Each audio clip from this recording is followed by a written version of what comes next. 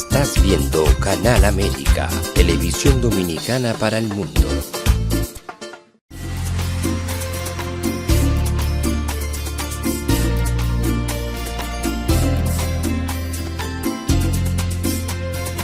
A Time for True show is sponsored by the Office of Dr. Bernard Fialkoff, a periodontal, dental implant and laser specialist in New York City, for over 40 years. Dr. Fialkoff was honored by the International College of Dentists and Pierre Fauchard, and received the Presidential Lifetime Humanitarian Honor from the White House. Call us at 718-229-3838. Sometimes life can be so damn hard. You don't know where to go. Everything keeps falling apart. Yeah. You try to do your best, but only God knows that you've given everything you've got, but the world takes you down. You just keep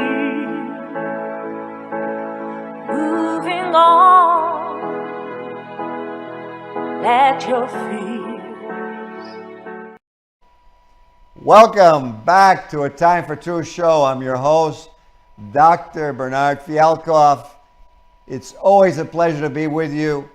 And tonight's show is something special on energy, renewable energy. We're very lucky to have a fellow Cuban compatriot, friend of mine, Dr. Hector Guevara. And Buddha, let's put his pictures on the screen. And I'll tell you a little bit about my Cuban friend, physicist, musician, a great man, Hector Guevara, humanitarian, and one of the nation's leading renewable energy scientists and global business leaders with 40 years of experience. Awarded winner of the 1979 U.S. White House Renewable Energy Competition, which resulted in the White House using his thermal solar system. He's received grants from NASA, United Nations, UNICEF, the U.S. Department of Energy, all to conduct advanced energy production research. Hector's developed a broad range of distinguished renewable energy systems and transit rail technologies for Amtrak, Newark International Airport, U.S. Army, Corps of Engineers, etc. And a heating system for Mitsubishi.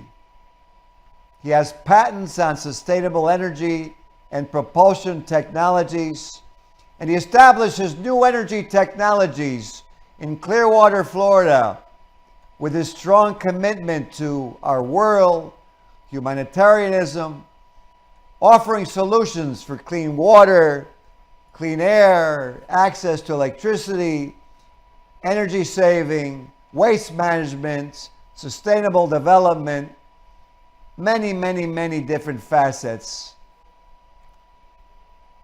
Dr. Guevara has a deep appreciation of his Cuban heritage, inspired by the revolutionary legend of his great-grandfather, Francisco Vicente Aguilera, who fought for Cuban freedom from Spain in the 1800s. Hector also is a musician and had a promising career, but left his music to pursue his love of mathematics and engineering. There you see him when he was more involved in his musical profession. Dr. Guevara holds engineering and management degrees from various universities, PhD in mechanical engineering and thermodynamics from the University of Shaftesbury, an advanced degree from his homeland at the University of Havana. And Dr. Guevara sits on the board of directors and is honorary director of the Tesla Foundation and a noted international speaker. His NuEnergy Technologies is provider of diversified renewable energy via solar, wind, light, biomass, hydropower, geothermal, and so on and so on and so on. Buddha, if you will, let's bid a warm welcome to my friend, Dr. Hector Guevara. Welcome to A Time for Truth. Buenas noches, Hector. Muy buenas noches. Un placer estar aquí con ustedes. Yes, welcome to the show. You know, when they look at us, they may wonder if we're really Cubans, so I wanted to have us converse a little bit in our native language, but let's do the show in English now. Let's continue. Tell us a little bit about your NuEnergy Technologies Corporation. Certainly. Well, I founded NuEnergy Technologies about 45 years ago. We're incorporated in Delaware, and I actually took the company public. About 5 years ago, I ended up selling the public entity that I had created to a group from India. And they got into some trouble or whatever, mismanaged the company, and I ended up purchasing it back. That is the subsidiary that we have, which is now a dormant. It's not an active subsidiary. It is a dormant subsidiary because what we're going to be doing is taking NuEnergy Technologies public. The other company that went public had a different name. It was High Tech Industries Corporation. But what we did and what we've been doing is providing renewable energy sources for over 40 years. You mentioned one of the highlights was the solar system that we did in the White House, which was back in 1979. Jimmy Carter was president, and a lot of people may recall that we had in 76 a big problem here in the United States because we had an embargo on oil coming in from the oil exporting countries, and as a result, we started to have lines for people needing to go to gas stations and such, and so it was pretty devastating, the pressure that was created as a result of that. And I got to tell you, when we put in that solar system in the White House, it was great in a way because we were doing something which Carter wanted to set something up to show that we did not have to be dependent on fossil fuels by importing, oil from the oil exporting countries, that we could basically produce the energy that we needed right here through the utilization of sustainable energy sources. We started out with photovoltaic panels, but then we grew into other dynamics with regards to utilizing another technology that was developed actually by a great scientist, mentor of mine, whose name was Nikola Tesla. Nikola Tesla had designed back in the 1930s. In 1936, he actually tested his system called a boundary layer turbine, which was basically made up of discs mounted on an arbor, which would rotate at a high speed, and as a result of the magnets on that arbor rotating, it would generate, of course, power, electricity. I went on to use that, but we needed to get a higher speed so that it would be more cost effective by having a larger amount of kilowatts produced. So we started to look around for a different fuel source that we could use, which would let our discs rotate at a higher speed. And we came up with something called graphene, which had been discovered, now it's about 15 years ago, by a university in Manchester in the UK. So we started to look at utilizing the graphene so that we could go with a higher speed without causing degradation to the discs that are mounted on the arbor. We took the system up to about 600, well, it was actually 6,000 revolutions per minute, so that we could basically generate about 5 megawatts of power per each one of our systems that we had designed at the time. And besides the boundary layer turbine and the photovoltaic panels, we were doing other things with regards to renewable energy, such as wind energy, because we also focused in on certain locations where there was a high enough speed power to, well, the speed of the wind was high enough to make it cost effective to put turbines up on those hills and produce electricity that way. One of the most novel things that we've done, which was recently, a couple of years ago, was that, as most of the people watching this would know, that water basically is made up of, as people call it, H2O, hydrogen and oxygen. And so I figured, well, why don't we basically extract the hydrogen, from the water and utilize the hydrogen as a fuel source, and just let the oxygen go, dissipate it, But then I figured, well, maybe there's a way that we could actually harness, oxygen from the atmosphere and mix in that oxygen from the atmosphere with the molecules of the hydrogen that were being used in our system. And sure enough, when we did that, we saw that we were starting to produce water. But the water, because we were mixing it with the oxygen from the atmosphere, contained certain toxic elements, not only the sodium from the water, but carbon dioxide and other elements which were toxic elements, and we needed to basically separate them. So we looked to see what we could utilize as a good filtering system.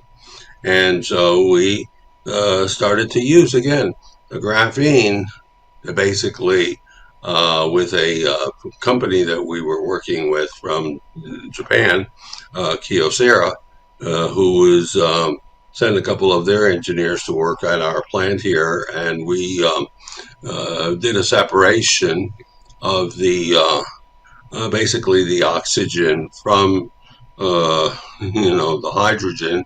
And as we captured that oxygen, we started to then decontaminate it so that we could have potable water being produced.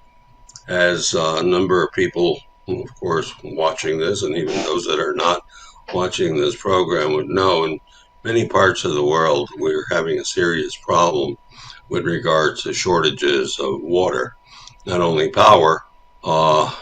Our technology allows us to actually produce those two things which are, most critical: power and the water.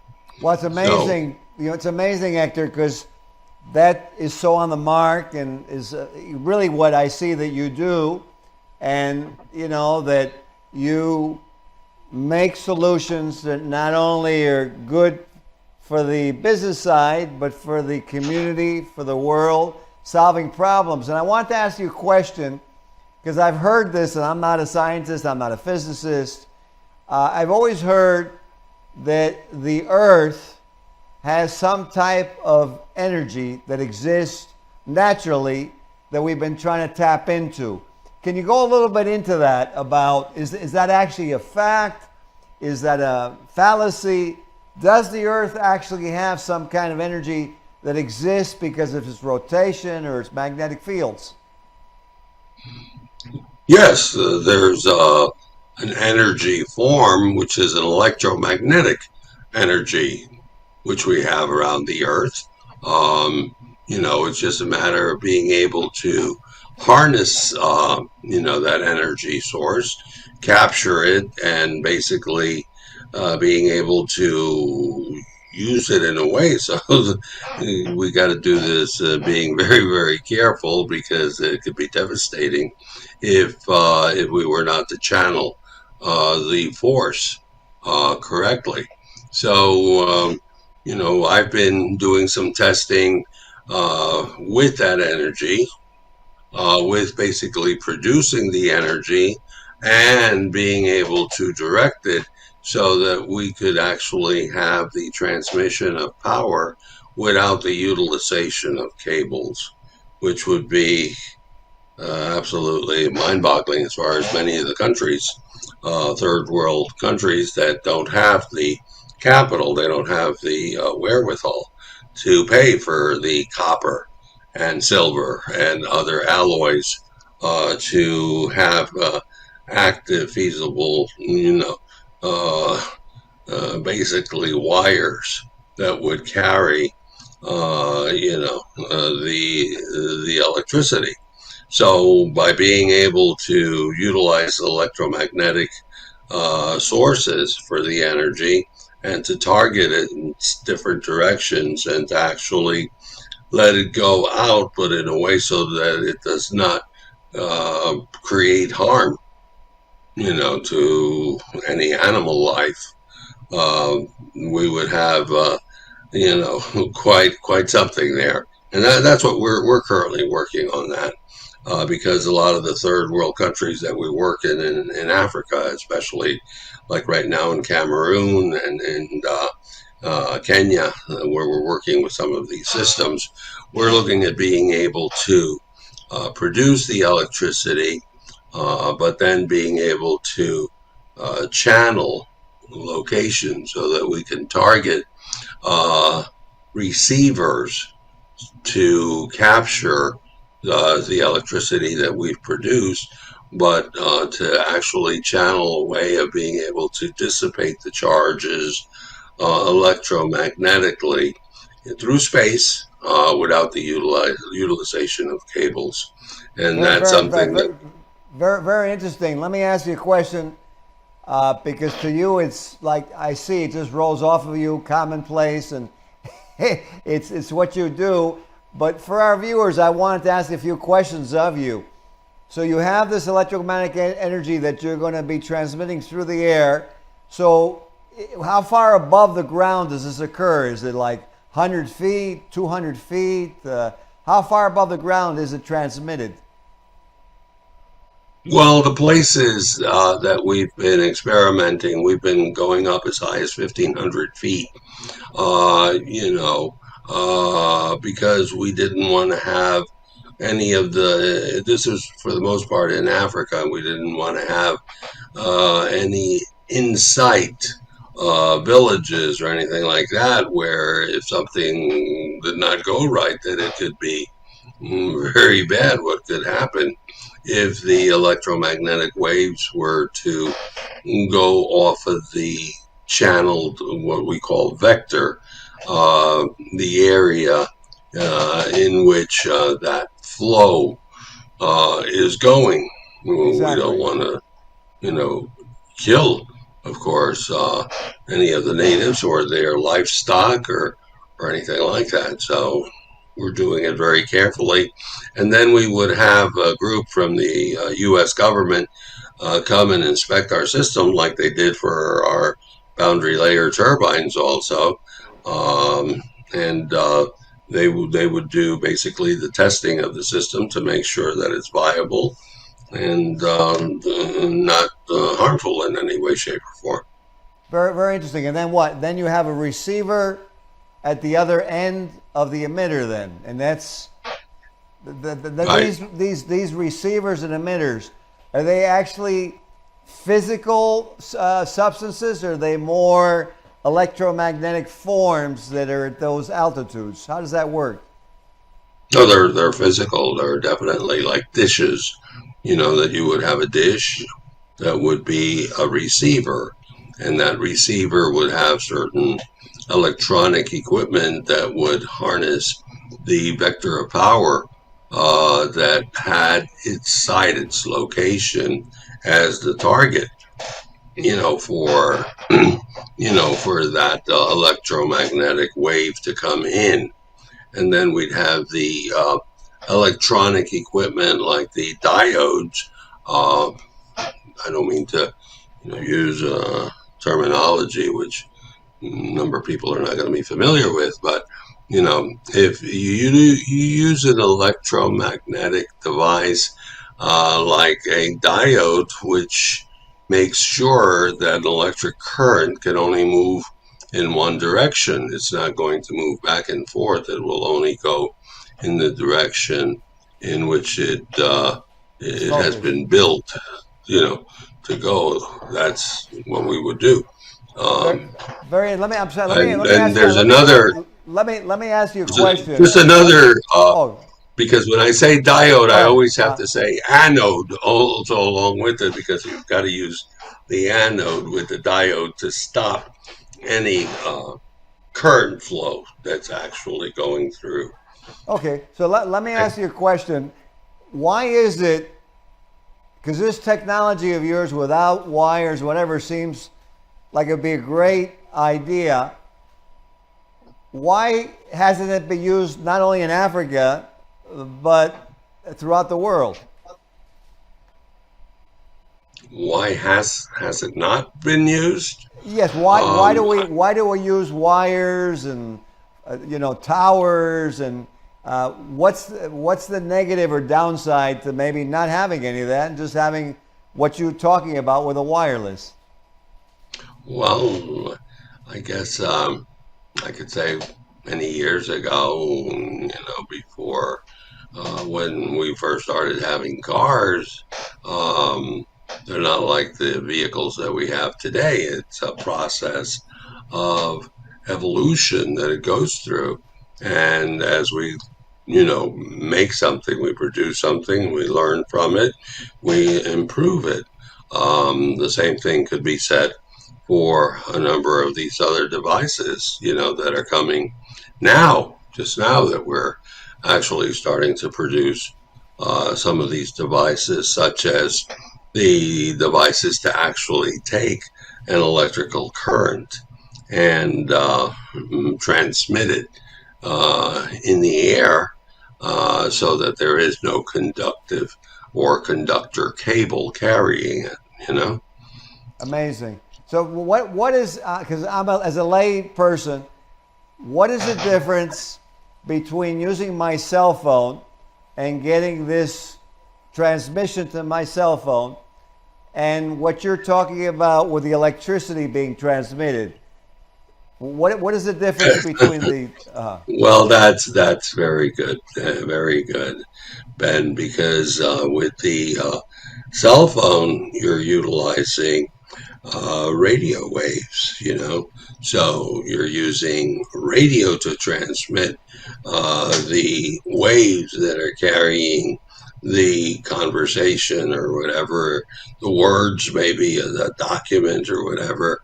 We've evolved and developed these different ways of being able to communicate and transmit that communication utilizing radio waves.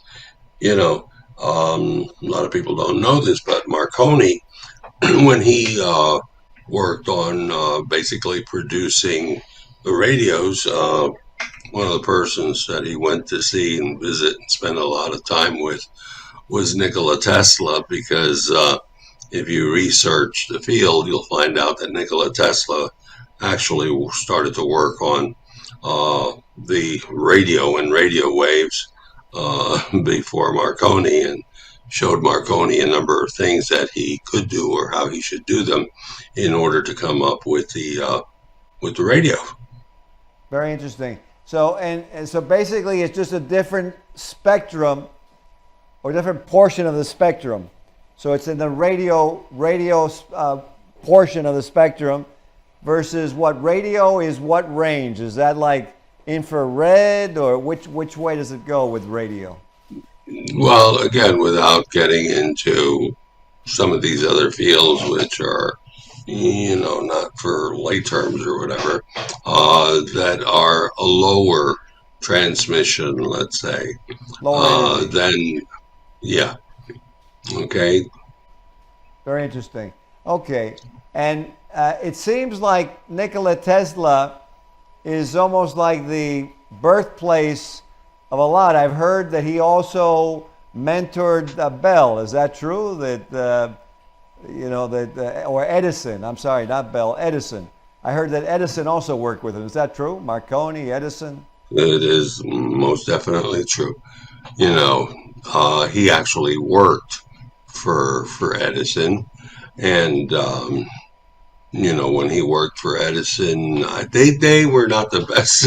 Although he worked for him, they were not the best of friends. They didn't get along quite well, and a lot of the times Nikola Tesla would, joke around about Thomas Edison wanting to sleep most of the time. Maybe he liked sleeping, but the other person was with the money, because a lot of the money for Bell Labs and for Thomas Edison was actually coming from Europe, from a very famous, well-to-do Jewish family that was basically backing Thomas Edison.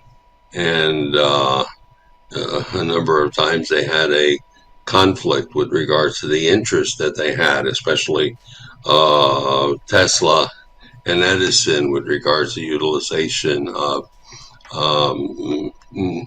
electricity as opposed to using the power that we have with an alternating current as opposed to a direct current. And Edison had and was favoring the utilization of direct energy as opposed to what Tesla had come up with regarding utilization of an alternating current, in which the size of the cable, the conductor, didn't have to be anywhere near the size of the cables for current, which is a direct current. And the people that were behind the money to pay for the cables that were being used, and the copper, that was being mined, and everything coming from a very well-to-do, as I said before, family, from England, that was putting the bucks behind it. And here, fronting it, there was the banker, I forget, Chase. Chase Bank has also the name of another famous banker, which which goes along with Chase, which was the person that actually worked here in Philadelphia in supporting Thomas Edison at the beginning when he was doing his research work, and Nikola Tesla was doing his research work on utilization of alternating current. Well, very interesting. Unfortunately, as always, when a show is very interesting and has so much information, the time has flown by. But I want to thank you, because I know you're a very busy man, and we appreciate you being on the show. We'd like to have you back again in the future. If we can have you back, would you like to come? Oh, certainly. I very much want to share. That's my legacy, is sharing whatever I learn and what we develop. Doing this in Africa now, one of the things that I really get a kick out of is being able to teach a number of my associates there how to do this, because I feel that Africa, as far as their their way of life and the method in which they have basically grown their cities and everything, is nowhere near cities here in the United States or in Europe and such. And it's kind of like almost seems like on purpose that they were suppressed from being able to develop. And yet, it started there. You know, when you really think about it, it Well, started there.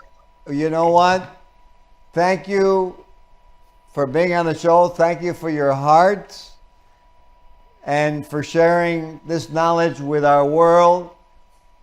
We look forward to having you again. And for those of you watching, if you want to find out more, you can check out NuEnergy Technologies in Clearwater, Florida. Dr. Hector Guevara. We will see you on the next episode of A Time for Truth show. Good night. Thank you. Thank you. You're quite This welcome. show was sponsored by A Time for Truth Foundation Incorporated as a community service. Sometimes life can be so damn hard. You don't know where to go. Everything keeps falling apart. Yeah. You try to do your best, but only God knows that you've given everything you've got, but the world takes you down. You just keep moving on. Let your feet